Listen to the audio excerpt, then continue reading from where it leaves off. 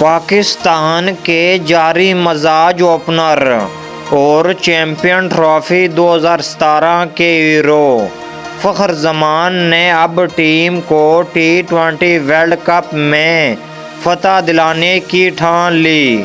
ICC T20 world cup رواں سال جون میں امریکہ اور ویسٹ انڈیز کی مشترکہ میزبانی میں کھیلا جائے گا، جس کے لیے دنیا کرکٹ کی تمام ٹیمیں بھرپور تیاریاں کر رہی۔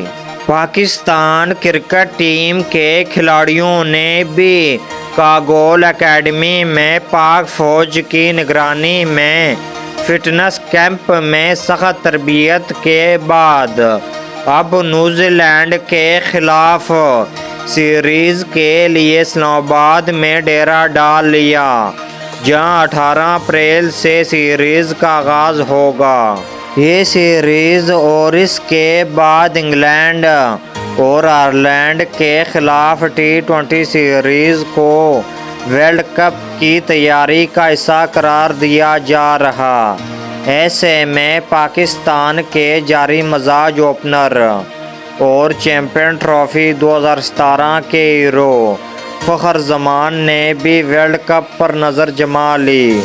فخر زمان کا کہنا ہے کہ میرا ہدف ایک ہی ہے کہ پاکستان کے لیے T20 ورلڈ کپ میں اچھا پرفارمنس کر کے ٹیم کو کامیابی دلاؤں۔